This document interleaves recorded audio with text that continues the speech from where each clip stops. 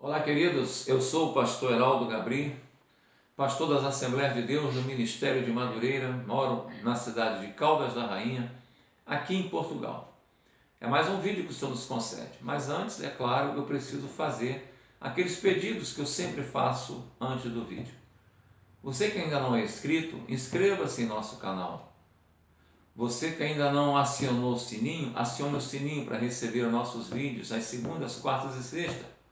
Gostando do vídeo, dê o seu like, o seu joinha e, por fim, compartilhe com seus grupos de amizade, de convívio, no trabalho, em casa, na igreja, na rua, para que possamos juntos levar a palavra do Senhor, nosso Deus, aos confins da terra. Vamos ao vídeo então.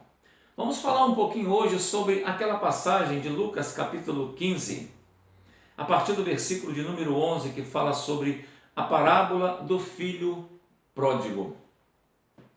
No verso 11, o início é o seguinte: continuou Jesus. Certo homem tinha 2 filhos. O mais novo deles disse ao pai: Pai, dá-me a parte dos bens que me cabe. E ele lhes repartiu os haveres. Passado não muitos dias, o filho mais novo, ajuntando tudo que era seu, partiu para uma terra distante e lá dissipou, ou seja, gastou todos os seus bens, vivendo dissolutamente, vivendo de qualquer maneira. Depois de ter consumido tudo, sobreveio naquele país uma grande fome. E ele começou a passar necessidade.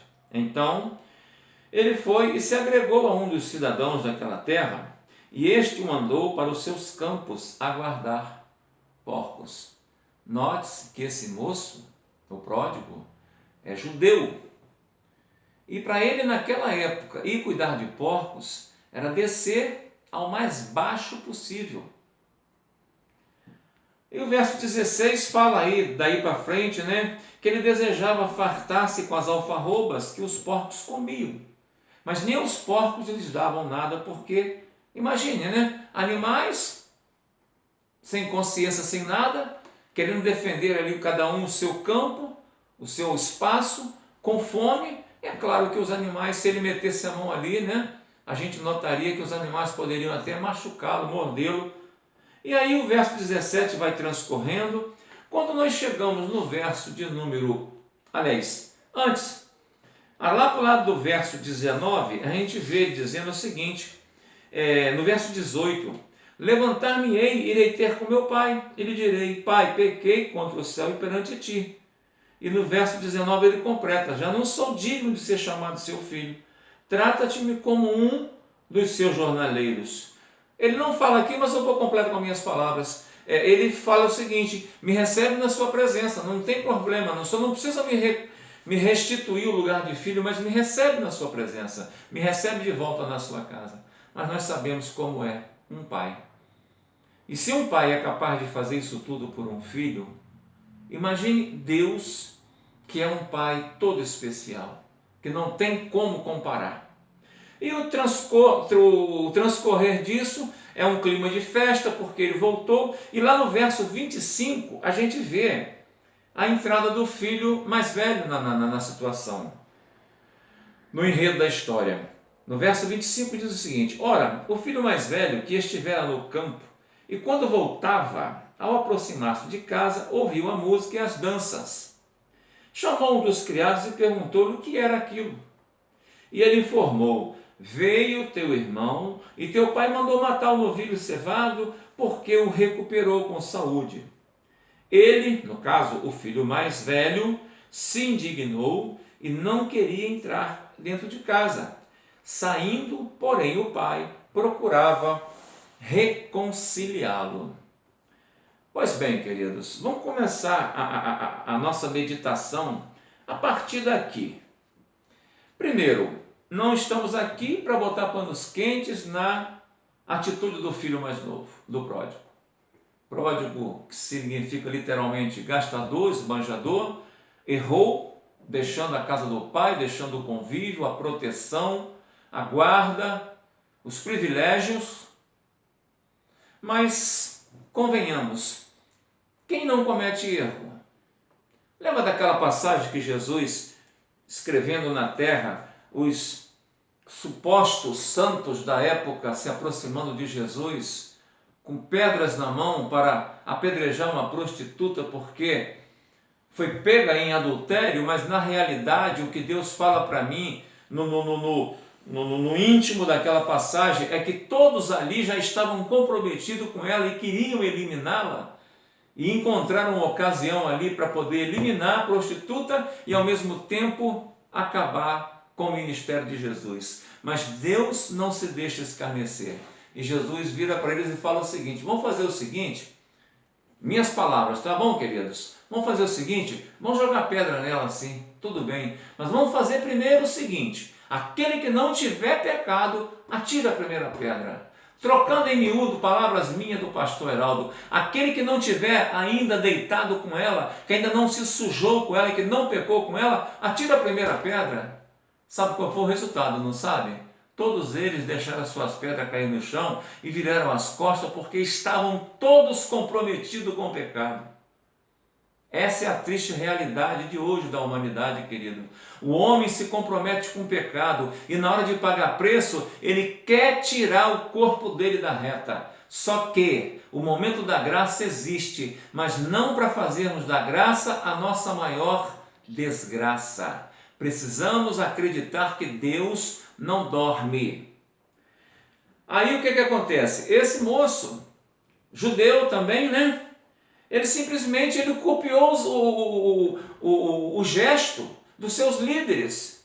Porque naquela época, se você for aqui em João 7,49, quando eles mandam os guardas prender a Jesus e os guardas voltam sem Jesus, olha só o que diz João 7, verso 45. Voltaram, pois, os guardas à presença dos principais sacerdotes e fariseus, e estes perguntaram: por que não trouxeste Jesus? Respondeu os guardas: jamais alguém falou como este homem. Replicaram-lhe, pois, os fariseus: será que também vós fostes enganados? Olha o verso 48. Porventura creu nele alguém dentre as autoridades ou algum dos fariseus? E eles completam no 49. Olha qual era o pensamento deles com relação a Jesus e aos seus seguidores. Olha o que eles falam no 49. Quanto a esta plebe que nada sabe da lei, é maldita. Era assim que os fariseus, que os saduceus, que os religiosos da época viam o Evangelho de Jesus. E é assim que muitas pessoas hoje estão vendo o Evangelho de Jesus. Mas eu digo para você, essa questão de ser filho pródigo é até normal, virou moda. Quantas pessoas estão deixando as igrejas e partindo para o mundo e se gastando no mundo, e quando estão lá caindo aos pedaços, que não tem mais nada para oferecer, voltam para Deus. E nem assim o Senhor os dispensa. Os recebe, lhes coloca a melhor túnica, a melhor sandália, coloca de novo o anel no dedo, faz o papel do pai do filho pródigo e os perdoa e os recebe. Mas existe sempre os irmãos do filho pródigo. Existe sempre aqueles que querem primeiro condenar, querem primeiro tecer seus comentários, querem primeiro ficar aborrecido, querem primeiro fazer os seus grupinhos, querem primeiro amaldiçoar, como se pecar não fosse a área deles. Só que nós não podemos esquecer que a palavra de Deus nos diz que o Senhor procurou um justo, em toda a terra, e não o encontrou. Não importa de Abraão a quem quer que seja, não havia um justo sequer. E o único justo, o único em condição de fazer essa obra que o Senhor Jesus fez pelo mundo, o único, foi Jesus Cristo. A Bíblia diz que Deus amou o mundo de tal maneira que deu o seu único filho para que todo aquele que nele crê não pereça, mas tenha vida eterna. O que é que o irmão do filho pródigo fez? Três coisas que ele poderia ter feito. Eu coloquei aqui 3 possíveis atitudes do irmão do filho pródigo. Primeiro, ele poderia simplesmente esquecer o seu egoísmo, esquecer a sua posição de mais velha, esquecer a sua primogenitura e acolher o mais novo. Ele poderia ter feito isso.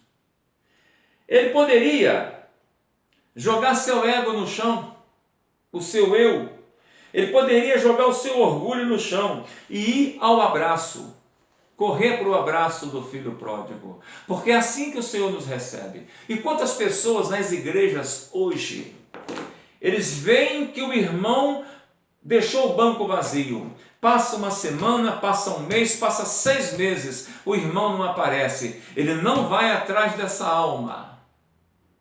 Ele não vai atrás dessa alma. Por esse motivo, Jesus colocou antes essa parábola aqui da ovelha perdida. 99 ovelhas, eu sempre falo isso nas igrejas onde eu prego, onde o Senhor me dá a oportunidade. Dessas 99, eu sempre volto a dizer, porque o Senhor bota isso no meu coração. Dessas 99 ovelhas, pelo menos 50% deveriam ser fêmeas e deveriam estar prenhas. Quer dizer, ele não deixou 99 ovelhas no aprisco, ele deixou mais de 150 ovelhas no aprisco, se nós formos contar com as prenhas. E por amor de uma, ele largou tudo e foi atrás dessa uma. A gente vê também que Jesus botou aqui a parábola da dracma perdida. Ela tinha outras dracmas, mas por querer aquela dracma, porque o coração dela estava ligado naquela dracma, ela passou a vassoura em pente fino na casa toda atrás dessa dracma. E será possível que uma alma não vale mais do que uma ovelha? Será que uma alma não vale mais do que uma dracma?